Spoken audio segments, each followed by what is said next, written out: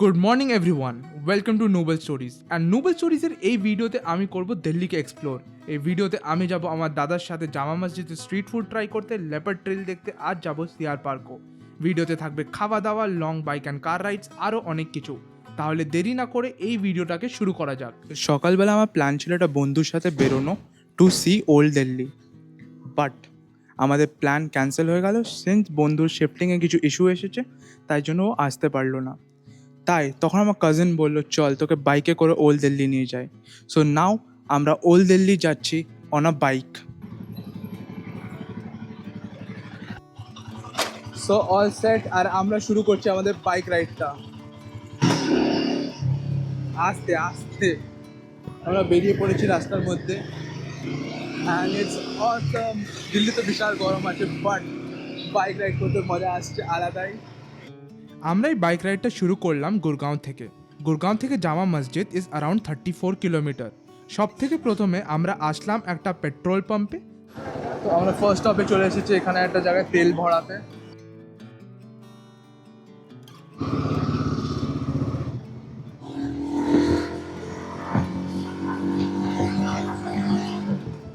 গুরগাঁও থেকে ওল্ড দিল্লি যাওয়ার জন্য আমরা NH-48 ধরলাম। কিছুক্ষণ পর এসে পড়ল ধোলাকুয়া। এই ধোলাকুয়া একটা মেজর জাংশন। এটা কানেক্ট করে গুরগাঁও, দিল্লি ক্যান্টনমেন্ট, সেন্ট্রাল দিল্লি আর এয়ারপোর্টকে। এই ধোলাকুয়া দেখে আমার নিজের ছোটোবেলার কথা মনে পড়ে গেল। আমি ক্লাস 5 অবধি এখানেই কাছে সুব্রত পার্কে দ্য এয়ারফোর্স স্কুলে পড়েছিলাম। আর সেই ক্লাস 5 2015-তে শেষ হয়েছিল। তারপরে 10 বছর কেটে গেছে, অনেক কিছু বদলে গেছে। এই দিল্লিকে আর চেনা যাচ্ছে না।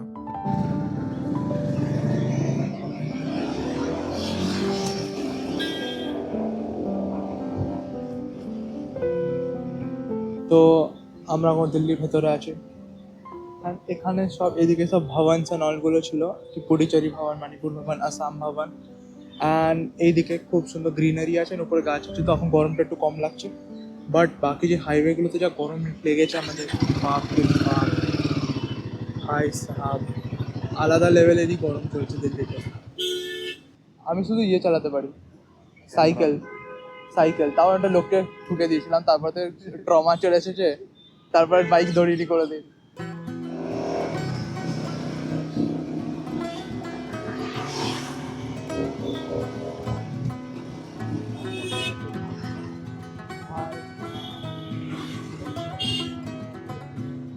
আমরা বন্দে মাতরম মার্গ ধরে কনট প্লেসে পৌঁছে গেলাম। এটাকে হার্ট অফ দিল্লি বলা হয়। কনট প্লেসকে ব্রিটিশ রাজের সময় বানানো হয়েছিল as showpiece of Lutyens Delhi. আর এখানে শপিং, খাওয়া দাওয়া করতে লোকরা আসে।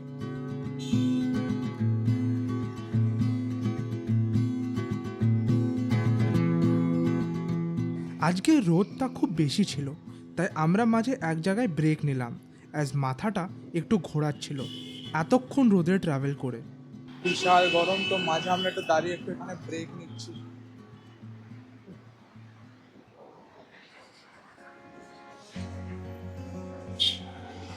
রেস্ট নিয়ে আমরা আবার নিজেদের জার্নিটাকে শুরু করলাম।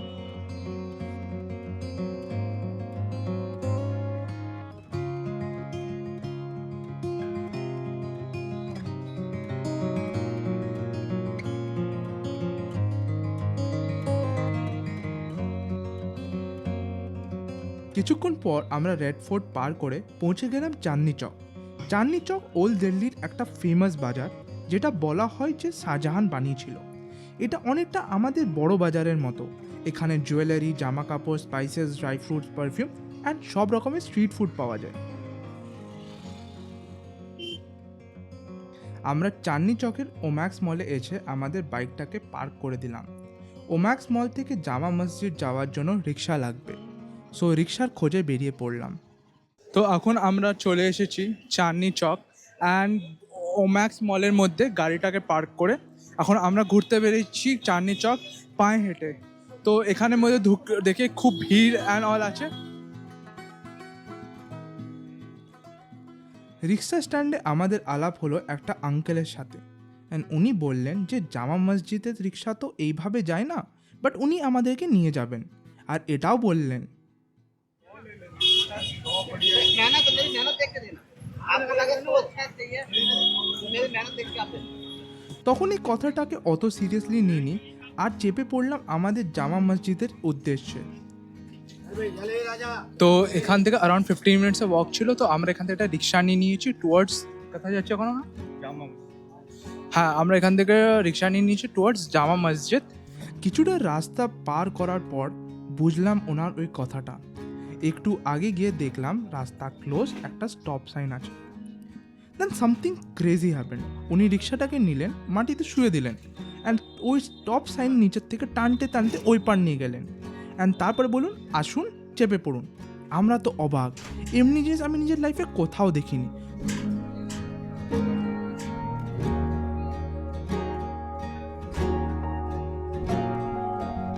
অ্যান্ড ওটার পরে আমরা রিক্সাতে উঠে পড়লাম অ্যান্ড জার্নিটাকে আবার কন্টিনিউ করলাম।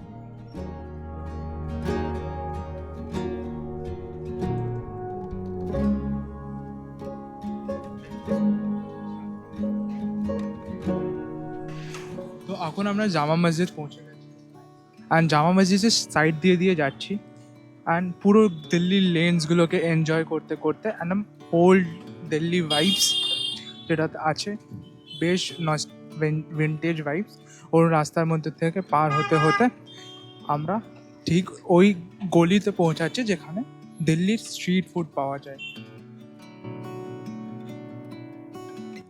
ফাইনালি আমাদের রিক্সা ওল্ড দিল্লি গলিগুলোকে অতিক্রমণ করে পৌঁছে গেল জামা মসজিদ।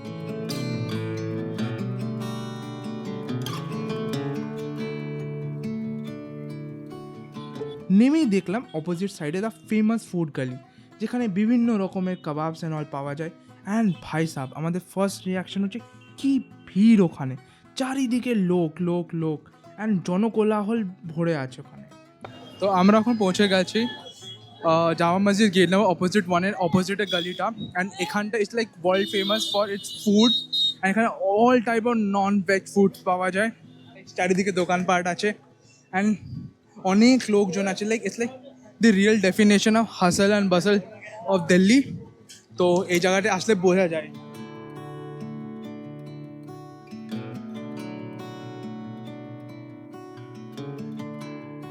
হ্যাঁ, তো করিমস বলে একটা দোকানের নাম জানতে পেরেছি, তো ওখানে যাচ্ছি খাবার ট্রাই করতে। অ্যান্ড এটাও এখানে সব থেকে ফেমাস, লাইক গুগল থেকে সার্চ করে জানতে পারলাম। তো ওখানে যাচ্ছি আমরা খাবার অ্যান্ড অল ট্রাই করতে। তো আমরা গুগল ম্যাপসের মধ্যে সার্চ করলাম করিমস অ্যান্ড গুগল ম্যাপসে দেখালো এখান থেকে 250 মিটার্স। তো আমরা গলির মধ্যে রাস্তা খুঁজতে খুঁজতে আসলাম অ্যান্ড গলির থেকে বেরিয়েও আসলাম।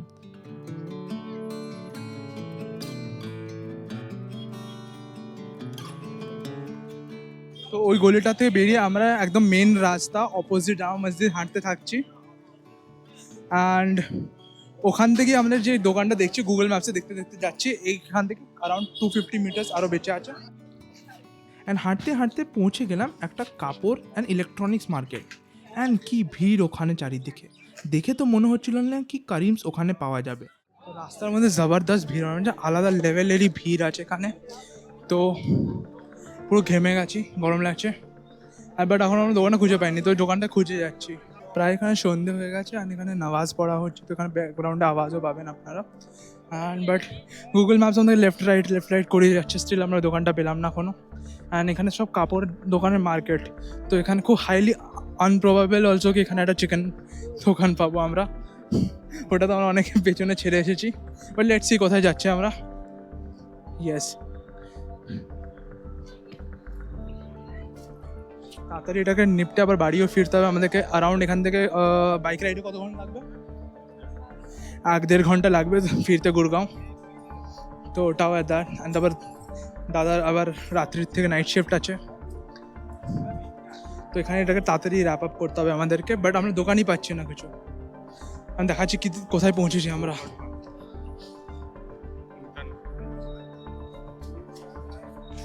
তো লিটারালি এখানে আমরা কিছু পেলাম না অ্যান্ড ফুল পোপার্ট হয়ে গেছে আমাদের। তো আজকে মনে হয় না আমাদের খাবার হবে কিছু। তখন আমরা রিটার্ন পড়তে আছি এখান থেকে। তো এখন ওই গলিগুলোতে যেখানে দেখলাম ওখানে ফুডস অ্যান্ড অল পাওয়া যাচ্ছে, ওখানের মধ্যে কি যেখানে বেশি ভিড় থাকবে ওই দোকান থেকে প্যাক করিয়ে নেবো। সেন্স আমাদের ফেরতও যেতে হবে অ্যান্ড লাইক নটা আমাদের বাড়ি ঢুকতে হবে। সেন দাদার জব আছে, তো ওখানে সব প্যাক করে নেবো আর ওখানে যে মার বোন আছে ওদের সাথে শেয়ার করে খাওয়া যাবে। অ্যান্ড আবার ফেরত চলে আসলাম ফুড গালি। ফুড গালি এসে আমরা বুঝতে পারলাম আমাদের কত বড় পোপট বেড়েছে। ফুড গালি একদম স্টার্টিংয়ের দিকে একটা সরু গলি ঢুকে গেছে করিমসের মধ্যে। তো ওর মধ্যে ঢুকে তারপর করিমসে খাবার অর্ডার দিয়ে আমরা ওয়েট করতে লাগলাম আমাদের পার্সেলের জন্য। তো এখানে করিমসের মধ্যে এসে আমরা অর্ডার দিয়ে দিলাম শিক কাবাব, সামি কাবাব অ্যান্ড করিমস রোল। আর ওটাকে বলে দিচ্ছি প্যাক করে দিতে, সিন্স আমাদের কাছে বেশি টাইম নেই, আমাদের এখান থেকে বেরোতে হবে। আর এখন আমাদের বেজে গেছে অ্যারাউন্ড 8টা। আর এখন এখানে প্যাকিং বলেছে 20 মিনিটস লাগবে, তো ওটাকে নিয়ে আমরা বেরিয়ে পড়বো। তো আবার একদম যখন বাইকে যাবো তখন দেখা হচ্ছে।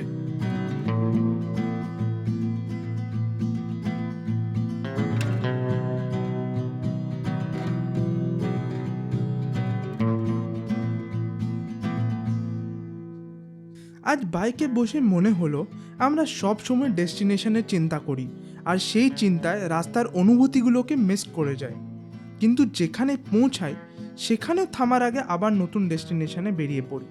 আর এটা ভুলে যাই গন্তব্য নয়, পথের প্রত্যেকটা হাওয়া, প্রত্যেকটা আলো, প্রত্যেকটা মুহূর্ত আমাদের গল্পের সবচেয়ে সুন্দর অংশ হয়ে থাকে।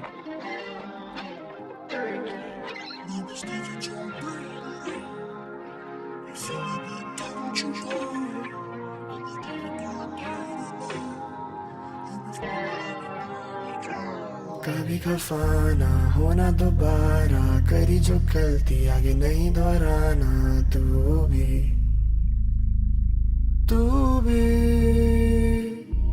कभी ना माना, अभी आवारा, वो ही थी बस खुश रहने का बहाना। यूं ही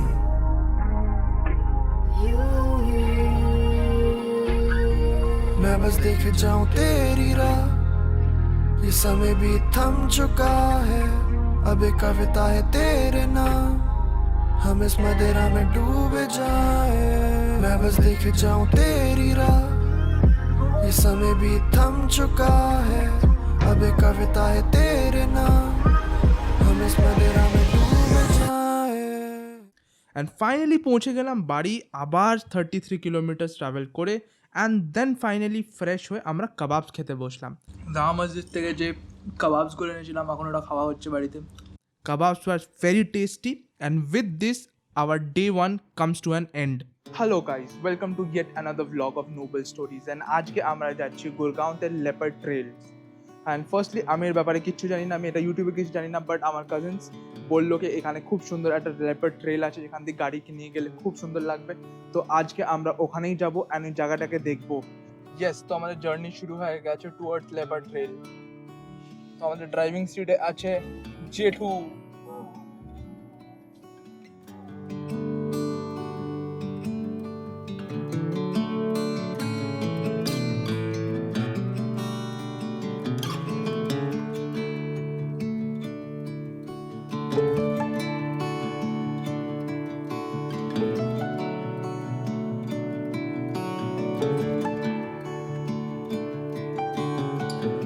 আমাদের ফার্স্ট গন্তব্য ছিল গুরগাঁওয়ের লেপার্ড ট্রেল। এটা আরাভাল্লি পাহাড়ের কোলের মধ্যে অবস্থিত। এর মধ্যে অনেক adventures like hiking and all করা যায়, অ্যান্ড তার সাথে খুব সুন্দর ক্যাফেজও আছে। এখানে অনেকে পিকনিক করতেও আসে। এই ট্রেলের আঁকাবাঁকা রাস্তা দিয়ে আমরা ঘুরলাম অ্যান্ড ট্রেলটাকে দেখলাম অ্যান্ড অনুভব করলাম। তো এখানের মধ্যে আরাভাল্লি রেঞ্জের পাহাড় আছে অ্যান্ড তার মাঝে দিয়ে রাস্তা চলে যাচ্ছে। তো এই leopard trail around 4-5 kilometre long. আর এখানে চিতা উইথ লেপার্ড দেখা যায়? হ্যাঁ, লেপার্ড দেখা যায়। সকালবেলা দেখা যায়, দুপুরবেলা দেখা যায়। হ্যাঁ, আর এখানে সকালের দিকে লেপার্ড দেখা যায়, দুপুরবেলা অতটা লেপার্ড দেখা যায় না। এটা একটা মন্দির, শিবের।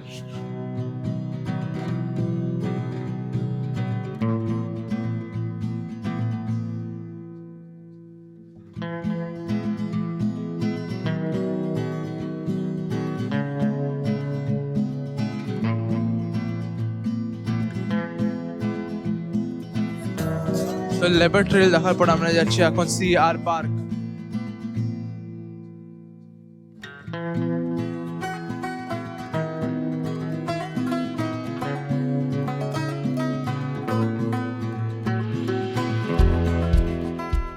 তো এখন আমরা একটা আন্ডারপাস দিয়ে যাবো যেটা এখান থেকে around 3 kilometre long. And so let's the journey begins. ও 80 জলে সুন্দর দেখ কাজ করেছে। খুবই সুন্দর বানিয়েছে আন্ডারপাসটা। এটা কতটা ডিস্টেন্স কমালো অ্যাকচুয়ালিতে? কমানো না, এটা আমি ঘুরতে আসার জন্য আসি।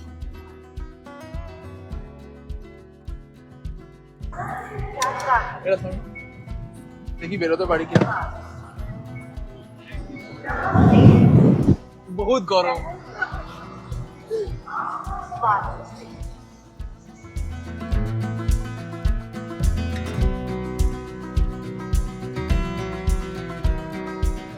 Yes. তো আমরা এখন পৌঁছে গেছি সবাই সিআর পার্কের মধ্যে। ইয়েস, 2 নম্বর মার্কেট।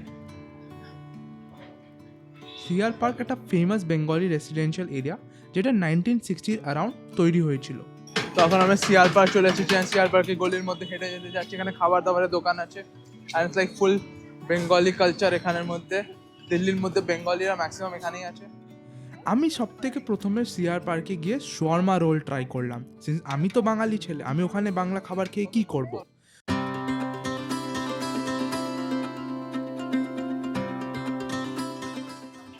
তো আমরা শর্মা খাচ্ছি এখন। ভালো খেতে, খারাপ না। বেশ ভালো খেতে। শর্মা খাওয়ার পরে জেম্মা বলল কি এখানে মোমোস পাওয়া যায়, কুরকুরে মোমোস, এটা খুবই ভালো টেস্ট। তো আমরা তারপরে গেলাম কুরকুরে মোমোস ট্রাই করতে। তো এখন আমরা ডিপ প্যান ফ্রাইড মোমোস খাচ্ছি এখানে।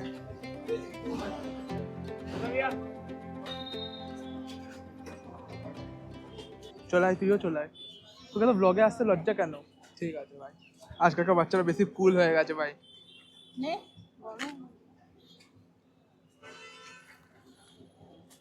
অ্যান্ড পার্সোনালি বলবো আমাকে কুরকুরে মোমোস খুব একটা ভালো লাগেনি। মানে কি হচ্ছে, প্রবলেমটা হচ্ছে কি কোটিংটা এটা মোটা হয়ে গেছে আর শক্ত হয়ে গেছে, তো মোমো টেস্টটাই আসছে না। এটা হচ্ছে এক ডেভিল টাইপ লাগছে, মোটা কোটিংওয়ালা। তো আমাদের মোমোজ অ্যান্ড শর্মা খাবার পরে আমরা এখন মার্কেটে ঘুরে দেখছি, সিন্স জেঠু এখানে খাবে আলুর চপ, অ্যান্ড তার সাথে কিছু একটু মিষ্টি ফেষ্টি কেনার আছে, টুকটাক জিনিসপত্র, সেগুলোকে কমপ্লিট করে আমরা নিজের আবার জার্নিটাকে কন্টিনিউ করবো টুয়ার্ডস বাড়ি। তো এই আন্ডারগ্রাউন্ড মার্কেটটা অনেকটা গড়িয়াহাটের আন্ডারগ্রাউন্ড মার্কেটের মতো। তো আমরা এখানে বেশ পয়েন্টলেসলি এমলেসলি ঘুরছি। তো since as usual got some pens, এখানের মধ্যে বেশি অপশন ছিল না, some same different types of pencil একটাই পেলাম, তো এই দুটো পেন নিয়ে নিলাম।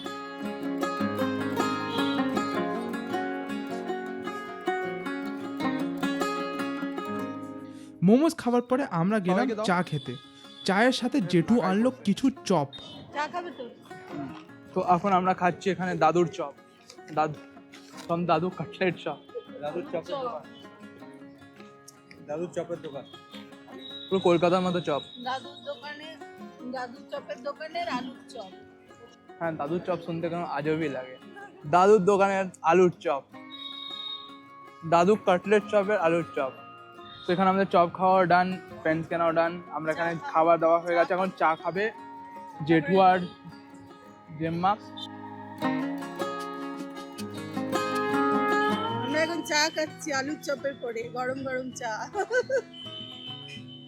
দাদুর দোকানের অপোজিটে দোকান চায়ের, ওখানে বসে আছি। তারপরে চায়ের সাথে সবাই গল্প করতে লাগলো। তো ওখানের মধ্যে সানসেট দেখতে দেখতে আমরা বসে গল্প করতে লাগলাম। এসব ঘোরাঘুরি করে সিআর পার্কে দেখে আমরা বাড়ি ফেরার পথ ধরলাম।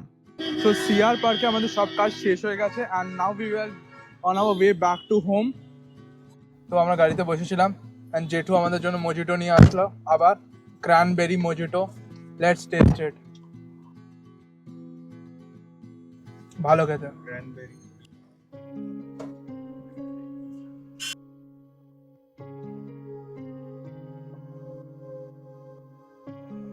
এর সাথে আমার time spend in Delhi comes to an end. জানি না আবার কবে আসা হবে, বাট এই কদিন যে ছিলাম অ্যান্ড সবার সাথে মিলে ঘুরলাম অ্যান্ড মজা করলাম, এই অনুভূতিটা সারা জীবনের জন্য আমার মেমোরিজে থেকে যাবে।